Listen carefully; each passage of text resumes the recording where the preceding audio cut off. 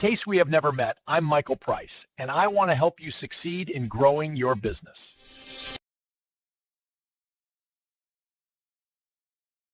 Welcome, I'm Michael Price, your host.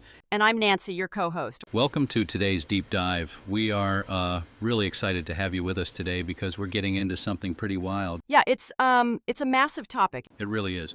So I want you to imagine, just for a second, that you are the CEO of a massive company, right? Okay. And you walk into work on a Monday and you find out your employees are using 229 completely different isolated software programs just to write basic contracts. Oh, wow. Yeah, that's... You'd probably fire someone on the spot. I mean, you would look at the wasted licensing fees, the duplicated effort, the total inability of different departments to share basic files, and you'd demand an immediate overhaul. Right, you would have to. Well, that chaotic, fragmented scenario, that is the current documented reality of the United States federal government. It's just a staggering level of fragmentation. I mean, when you look at the raw data in our sources today, the sheer scale of the inefficiency is, well, it's difficult to comprehend. We are talking about highly skilled professionals spending hours just, wrestling with antiquated technology to process standard administrative paperwork. And the human cost of that is massive. Like, the sources show that only 38% of federal leaders are actually satisfied with their mission support services. 38%. Yeah, 38. That means more than 60% of the people running the country's most critical agencies are just deeply frustrated by the basic tools they're forced to use. It's a massive drain on morale, on taxpayer dollars, and frankly on national efficiency. But the silver lining here, for anyone listening today, is that the federal government is fully aware of this crisis, and they are in the middle of engineering a remarkably sophisticated solution. Which is exactly the focus of today's deep dive. We're unpacking a massive ongoing transformation in how the U.S. government handles its internal business. Specifically, we're looking at the newly pre-designated acquisition QSMO. Right, the Quality Service Management Office. Exactly, housed within the GSA, the General Services Administration. And we're going to explore how they are fundamentally tearing down those 229 siloed systems. Yeah. And replacing them with a centralized, highly monitored marketplace model. And we're not just going to skim the surface here. We have a clear roadmap for this deep dive. First, we'll look at how they are actually developing this new marketplace model. Right. Then we'll explore the transition pathways, how you actually force stubborn government agencies to change their habits. Which is the hardest part, honestly. Oh, absolutely. After that, we'll look at the mechanisms they're using to monitor long-term provider performance so we don't just end up with another batch of terrible legacy systems 10 years from now. Yeah, that's crucial. And finally, we will break down how a cross-functional group called the Shared Services Governance Board, or the SSGB, oversees these massive 5-year implementation plans to keep the whole thing on track. So, okay, let's unpack this. Where do we even start? Well, I think the most logical place to begin is the immediate reality of fiscal year 2026. The acquisition QSMO is currently in this crucial head-down building phase. They are technically pre-designated by the White House's Budget Office, which means they have the mandate to build the foundation. But it's not totally permanent yet? Exactly. They're still earning their formal permanent designation, which they aim to secure later this year. Got it. And building that foundation basically means defining their marketplace-based operating model, like instead of every single agency going out and blindly buying or, building its own custom software from scratch. Which is what got us to 229 systems in the first place. Exactly. The QSMO steps in to consolidate all that buying power. So they're establishing strict evaluation criteria right now, identifying top-tier service providers, and creating a curated catalog of vetted solutions. And what's fascinating here is that we aren't just talking about an IT upgrade. I mean, installing new software is easy. Relatively speaking, yeah. Right. But changing a deeply entrenched bureaucratic culture, that is incredibly difficult. This entire initiative is about fundamentally standardizing the mechanics of how the government actually buys things. Right, the actual processes. Yeah. They're using a structural foundation called a Federal Integrated Business Framework, or the FIBF. Okay, let's translate that out of government speak. We have this Business Standards Council, right? And they sit down and use this FIBF framework to design an integrated future state. Yeah, to put it simply, they are locking representatives from different agencies in a room. And not letting them out until they agree? Basically, forcing them to agree on common business practices and common data definitions. Because before you can launch a centralized software marketplace, you have to ensure that every agency defines, say, a contract or an invoice the exact same way. That makes sense. If the data standards don't match, the systems just cannot talk to each other. It's like imagine a huge family where every single person uses a totally different app to buy groceries. Oh, that sounds like a nightmare. It is. You end up with a fridge stuffed with 20 gallons of milk, zero coordination, and like no actual dinner. It's just a mess. That's a perfect analogy. The data is the groceries, and right now it constantly has to be manually sorted. And what the QSMO and this Business Standards Council are doing is finally mandating that everyone uses the same grocery list, basically, so the data can travel seamlessly across the entire federal enterprise. And the financial implications of that standardization are enormous. I mean, our sources highlight private sector case studies where consolidating demand and enforcing common standards resulted in cost savings ranging from 5 to 30%. 30%. Over time, yeah. I mean, when you apply a 30% savings to the U.S. federal budget for administrative technology, you are talking about billions of dollars. Billions. That is money that can be pulled out of back-office software licensing and redirected toward actual critical mission work. Absolutely. But, building the perfect marketplace doesn't matter if you can't convince anyone to actually use it. Right, which brings us to the transition pathways, really the most difficult part of this entire endeavor, the migration. Because you can build the most logical, efficient marketplace in the world, but government agencies are notorious for guarding their custom tech budgets like dragons guarding a pile of gold. They really are. So how does the government actually force a massive stubborn agency to abandon its custom systems and use this centralized marketplace? Well, they use a heavily enforced mandate. It's effectively a stop the bleeding policy. The moment a QSMO is even pre-designated for a specific functional area, all federal agencies are immediately and strictly prohibited from issuing any new solicitations for modernized technology in that category. Wow. So, door just slams shut. An agency can't just quietly hire a contractor to build them a shiny new custom system. Nope. They are legally funneled toward the QSMO marketplace. But wait, I have to push back on that, though. Federal agencies have incredibly distinct missions. What if an agency genuinely has a unique, specialized need and the centralized marketplace is just completely wrong for them, like, say, the Department of Defense meeting highly classified contracting tools? And that is a very real concern, and it's the sole reason the exception process exists. Oh, okay. But an agency can't just wave their hands and say, oh, our mission is special. They have to mathematically and strategically prove it. They have to develop a highly detailed joint business case. To prove what exactly? To prove that procuring their own custom system offers better value to the taxpayer. They have to show the math on price, on the implementation timeline, and overall operational efficiency. So they have to bring receipts. Exactly. And who actually grades that homework? Because if the agency grades itself... Oh no, it is a gauntlet. The business case must first be signed off by the agency's own top tech executives, specifically the Senior Accountable Point of Contact, or SAPOC, and the Chief Information Officer. Okay, that's step one. Right. Then it goes to the marketplace managers at the QSMO for review. And finally, it have to be approved by the White House's Office of Management and Budget, the OMB. Man, that is a massive administrative hurdle. I mean, by the time you get sign-off from your own CIO, the QSMO, and the OMB, you've probably spent more time fighting the bureaucracy than it would have taken to just adopt the standard marketplace tool. Which is exactly the behavioral economics at play here. The process is rigorous by design to discourage frivolous custom spending. That's smart. But if an agency legitimately needs a tool that the marketplace simply hasn't built yet, the QSMO doesn't just reject them and leave them stranded. The mandate actually requires the QSMO to actively collaborate with that agency to build an alternative compliance strategy. Okay, so they help them. But what happens to the legacy providers, like the contractors who have been making a fortune maintaining those 229 old systems? They must be panicking right now. Oh, their ability to operate is severely restricted under this new model. If an existing legacy shared service provider wants to take on even a single new customer, or if they just want to upgrade their existing technology, they can't move forward independently anymore. Oh, really? No, they are forced to draft a joint business case with the QSMO and submit it for federal approval.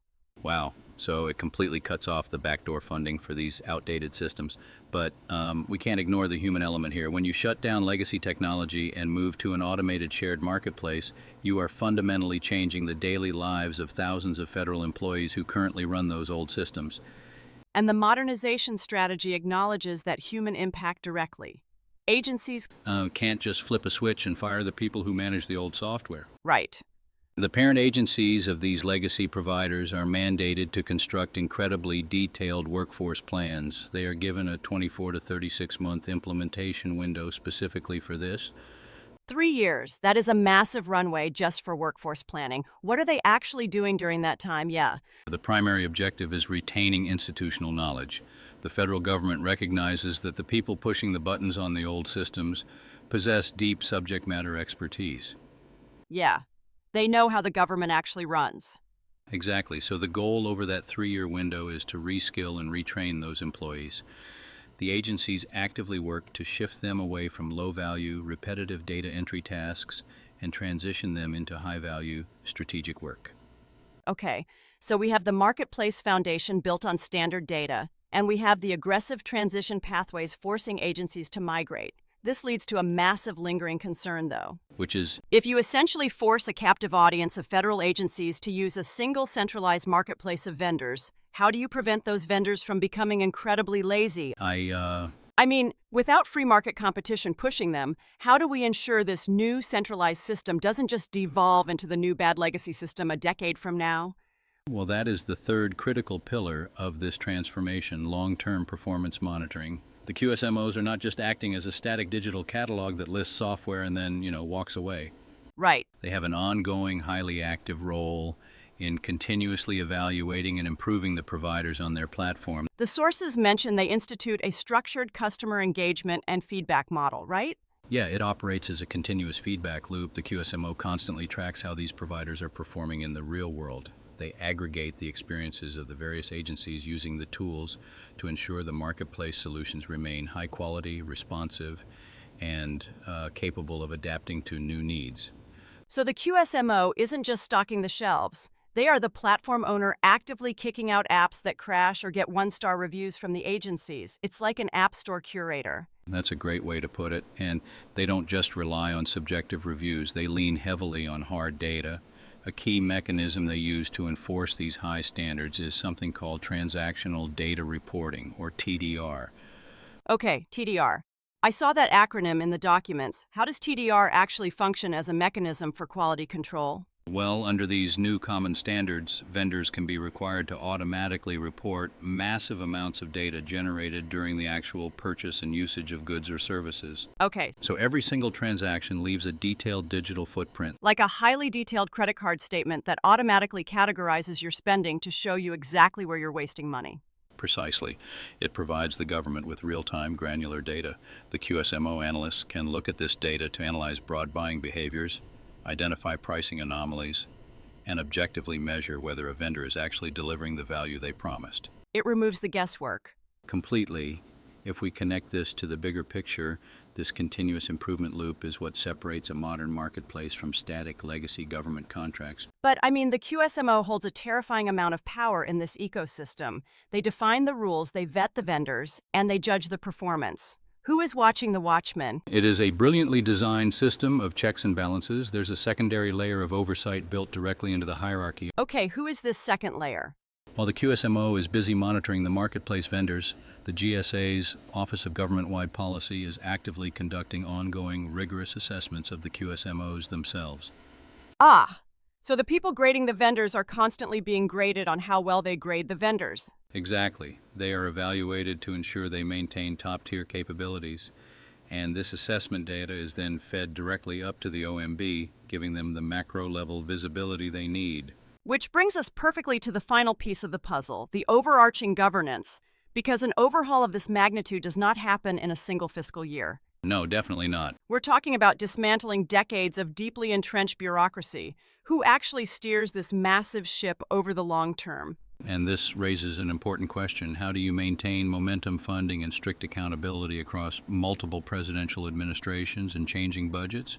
Right, because usually if leadership changes, institutional projects just quietly die in committee. Which is exactly why the Shared Services Governance Board, or the SSGB, was established. The SSGB. Right, the SSGB is the ultimate cross-functional steering committee for this entire transformation. It's co-chaired by the GSA and a rotating member selected from the various executive councils across the government, like the CXO councils. So no single agency can rule the board like a dictator. By rotating the co-chair, you force collaborative buy-in. Yes, it prevents the entire initiative from being viewed as a power grab by one specific department. Right. And the primary weapon the SSGB uses to oversee the long-term vision is the mandated 5-year implementation plan. Every single designated QSMO is legally required to submit one of these plans. But I've seen corporate 5-year plans. Usually they're just like incredibly dense PDFs filled with buzzwords, and everyone ignores them after 6 months. How does the SSGB ensure these 5-year plans actually have teeth? They give them teeth by tying them directly to funding and operational approval. Ah, money talks. Exactly. These are not aspirational documents. A QSMO's 5-year plan must explicitly detail sustainable resource considerations. They have to prove exactly how they will fund the marketplace, what specific skill sets they need to hire, and the precise timeline for engaging stakeholders. So it acts as a financial trapdoor. If a QSMO can't clearly articulate how they're going to pay for a massive system upgrade in year 4, the SSGB will completely kill the project in year 1. Exactly. It forces these agencies to stop thinking in 12-month budget cycles and start thinking in half decades. Wow. And the approval workflow for these plans is unforgiving. The OMB and the GSA heavily analyze the milestones, but before final approval is ever granted, they formally consult the SSGB. Okay. If the SSGB identifies a flaw in the strategy or a risk to cross-agency alignment, they formally recommend corrective actions that the QSMO must adopt. So what does this all mean? The SSGB isn't just an advisory board tossing out suggestions. They are the actual enforcers of the modernization timeline. They are the enforcers, and they're also the ultimate mediators. Beyond reviewing the 5-year plans, they make strategic recommendations directly to the OMB, and crucially, they act as the formal escalation point for the Business Standards Council. The group we talked about earlier, the ones locked in a room trying to agree on the standard data formats. Right. When you have dozens of massive federal agencies trying to agree on a single standard, disputes are inevitable. Oh, yeah. If the Department of Energy and Homeland Security fundamentally disagree on how a specific data field should be formatted, the Business Standards Council escalates that dispute to the SSGB. And the SSGB breaks the tie. Exactly. The board steps in, resolves the conflict, and guarantees that the cross-functional alignment continues moving forward. Because if you lack a definitive Supreme Court to break those ties, the agencies could spend 10 years arguing over a single spreadsheet column. And the whole effort would completely stall. The SSGB ensures the momentum never stops. Man, when you lay it all out like that, it is a remarkably comprehensive architecture. You have the structural framework setting the rules, the Standards Council defining the data, the QSMO building and heavily curating the actual marketplace, the GSA aggressively assessing the QSMO, and the SSGB enforcing the 5-year plans and breaking any ties. It's a closed-loop system designed specifically to dismantle legacy inefficiencies and ensure they can never be rebuilt. Which brings us to the core takeaways for you listening. Today, we unpacked how the federal government's acquisition QSMO is not just a standard IT rollout. It is a vital, necessary shift in deeply entrenched bureaucratic culture. Yeah, moving from 2 and 29 fragmented silos to a unified, relentlessly monitored marketplace. Exactly. And they are achieving this through strict data standardization, enforcing mandates that require massive joint business cases just to bypass the system, and deliberately focusing on workforce plans to reskill the human beings who run the government. And of course, the SSGB overseeing those massive 5-year plans. Right? And why does this matter to you? Whether you work in a massive corporation, you're trying to scale a small business, or you simply pay taxes, this is an absolute masterclass in massive change management. It really is. It is a step-by-step blueprint for how you identify staggering inefficiency, lock stakeholders in a room to standardize the data, enforce compliance, and theoretically save up to 30% in operational costs.